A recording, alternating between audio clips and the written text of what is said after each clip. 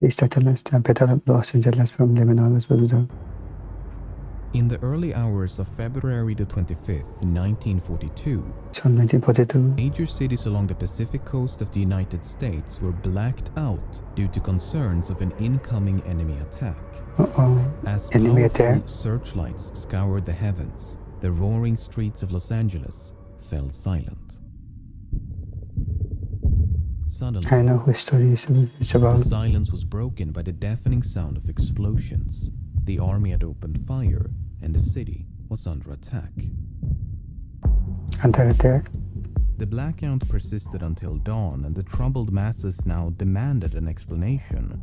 But no one seemed to know exactly what had transpired. Nothing but shrapnel had fallen from the sky, and witness accounts were hopelessly at variance. As the war raged on across the Pacific, this frantic episode soon faded from public consciousness. Years later, the story resurfaced under the banner of conspiracy. The true nature of the affair had supposedly been covered up by the government, and the Battle of Los Angeles has since become a staple of UFO mythology. Interesting. Anti-aircraft guns went into action against unidentified aircraft in the Los Angeles area shortly after 3 a.m. Pacific wartime this morning. December 7, 1941. Second World War I.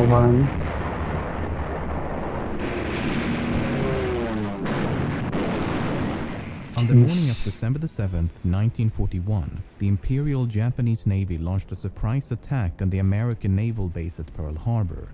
The devastating attack sent shockwaves throughout the country, and in response, the United States formally declared war on Japan the following day. A state of war has existed between the United States and the Japanese Empire.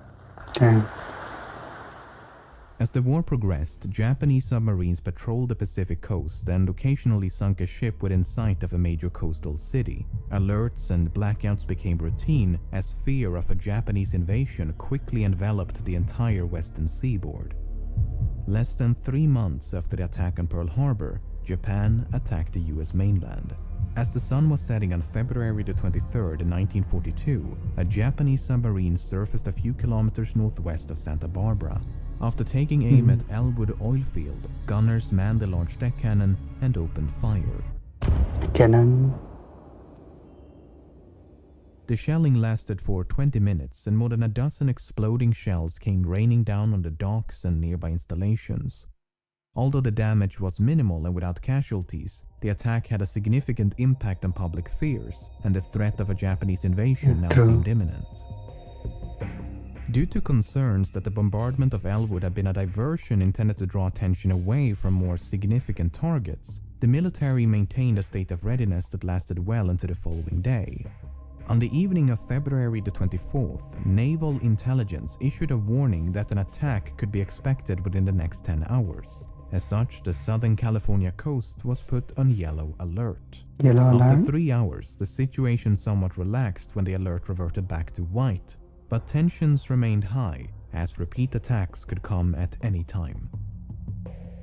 At 1:44 a.m. on February the 25th, 3 separate radar stations picked up an unidentified flying object approaching the city of Los Angeles. By 2 a.m., the target was roughly 200 kilometers offshore, and a few minutes later, anti-aircraft batteries were put on green alert and gunners prepared for the city to be raided.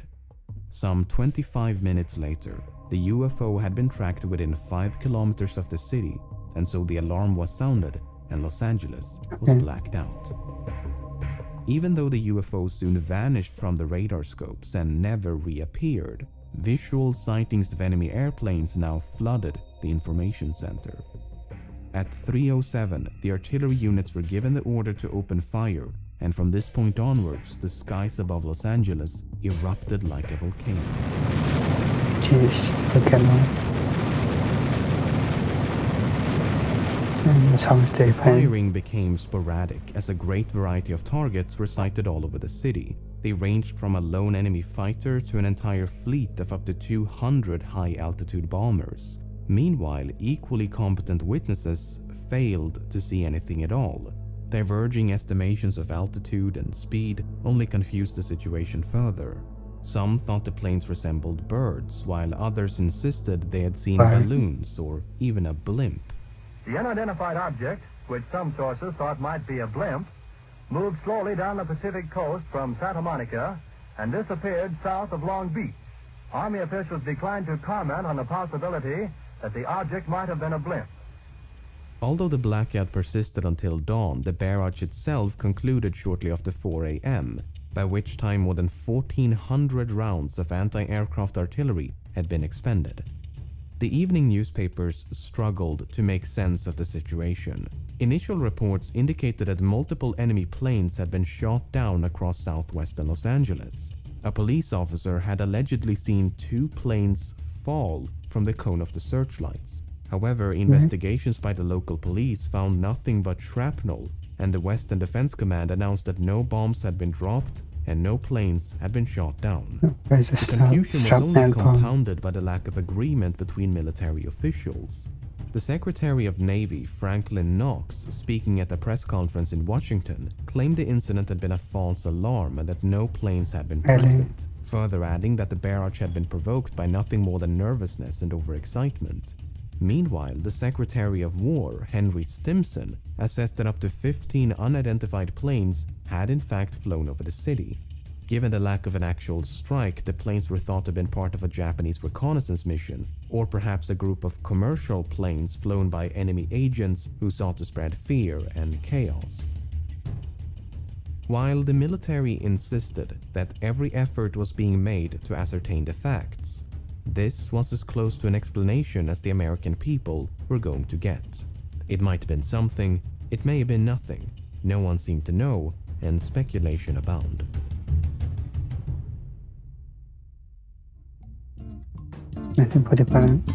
During World War II and surrender. As the war came to a close in late 1945, this all but forgotten mystery was suddenly dragged back into the spotlight. Declassified documents revealed the Army had conducted an investigation shortly after the blackout had been lifted, and testimonies provided by military personnel and civilians alike have disclosed a number of interesting details. For instance, the barrage had supposedly commenced after a red flare attached to a balloon was spotted above Santa Monica. A number of batteries had then opened fire upon an assortment of aloft vessels, including balloons, airships, and airplanes. One unit even reported setting a plane on fire soon after the barrage commenced, and some had both seen and heard the plane soaring through the clear night sky. Conflicting accounts notwithstanding, a conclusion written on March the 22nd reads as follows. It has been definitively ascertained that the blackout and anti-aircraft firing were caused by the presence of from 1 to 5 unidentified airplanes. While it is possible that these airplanes were launched from Japanese submarines, it is more likely that they were civilian or commercial planes operated by unauthorized pilots.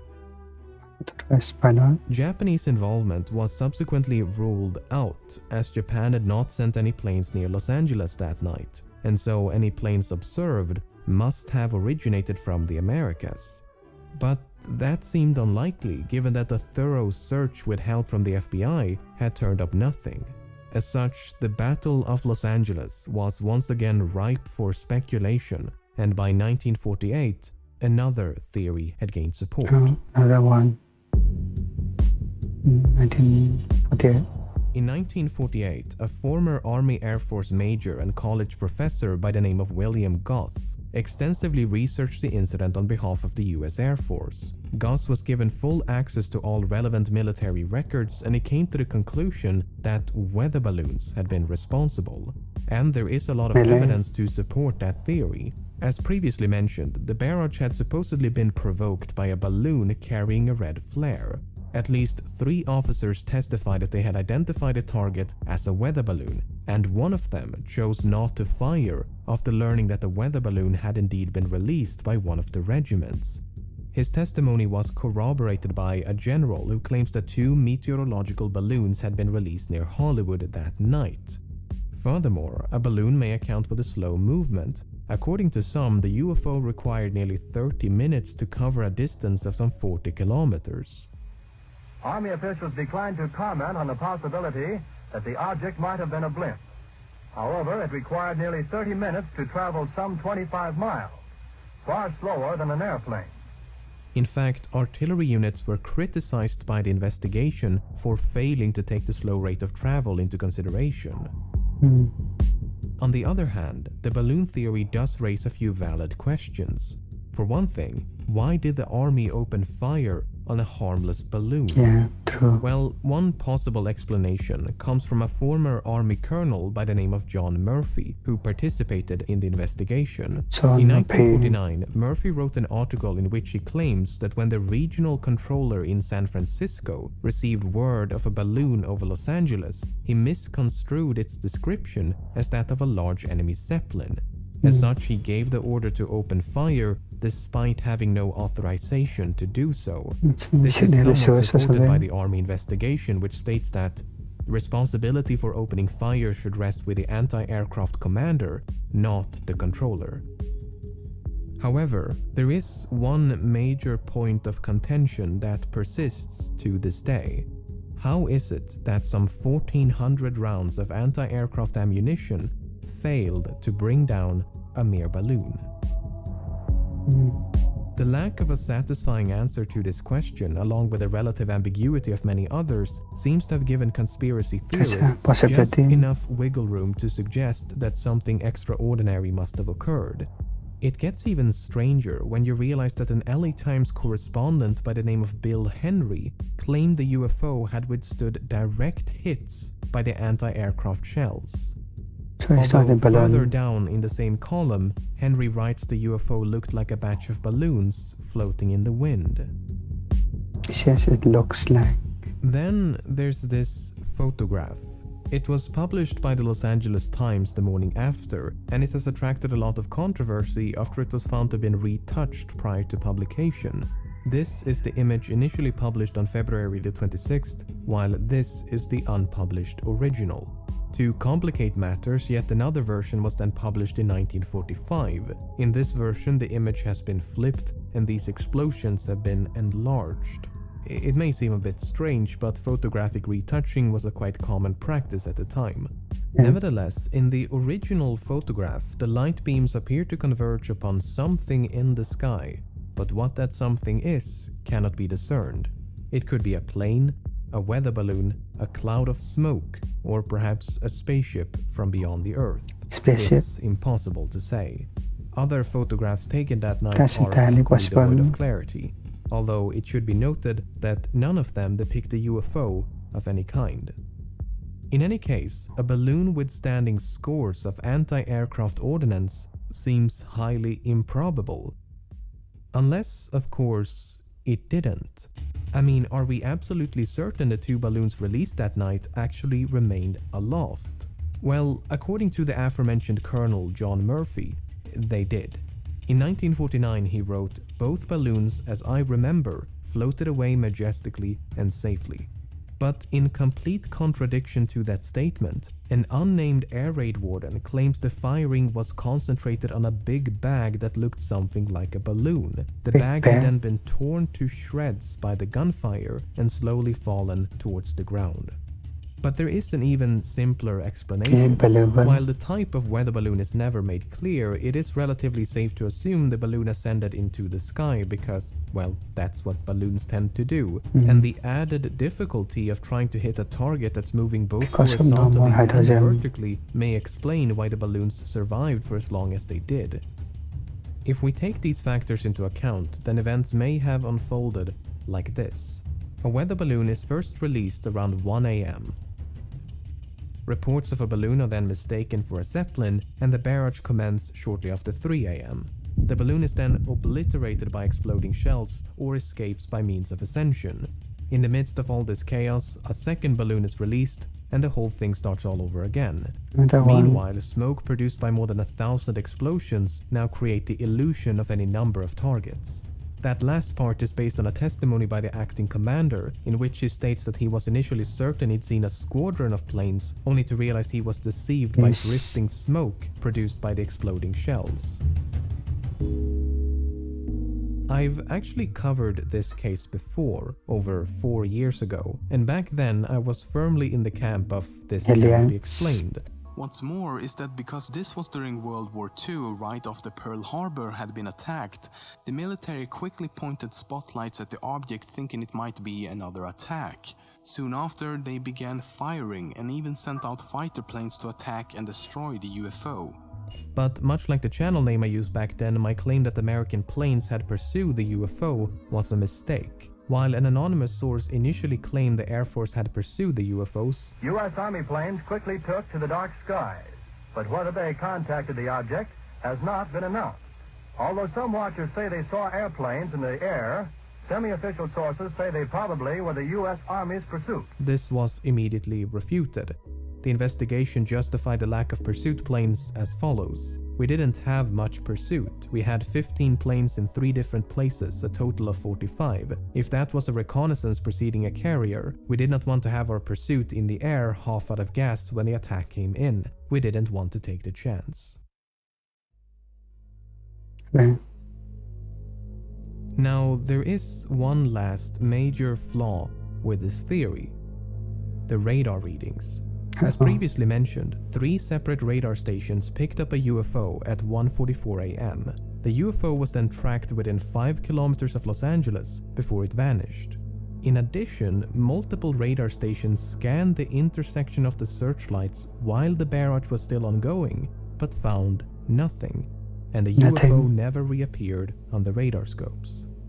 The thing is, back in 1942, American radar equipment left a lot to be desired. Nothing technology are well developed at that time. Just prior to the Battle of Los Angeles, British radar pioneer Robert Watson Watt conducted a detailed analysis of American early warning systems. In January of 1942, Watson found radar equipment along the West Coast to be gravely unsuitable. He described it as being in grave danger of plotting false tracks. Furthermore, radar personnel lacked sufficient training to properly operate the stations. A complementary analysis by the Army completed in early February confirmed Watson's findings and described the conditions of the Western Defense Command as entirely inadequate.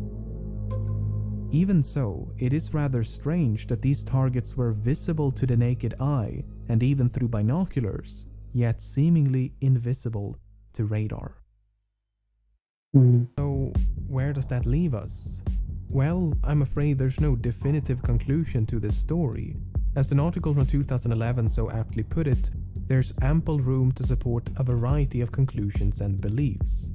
While there is sufficient evidence to support the weather balloon theory, a mountain of conflicting evidence still makes it difficult to accept. In order for the theory to work, one must be willing to discount a vast amount of incompatible information. It's entirely possible that nothing flew over Los Angeles that night. The barrage may have been provoked by nothing more than wartime anxiety, amplified by the submarine shelling from the night before. As Secretary Knox put it, a false alarm. As most witnesses have long since passed away, and no additional information has been uncovered for decades, this more than 75-year-old mystery may never be truly resolved. I think it was a weird incident. I'm not sure if this is balloon or airplanes or any other UFO. The story is actually very interesting though.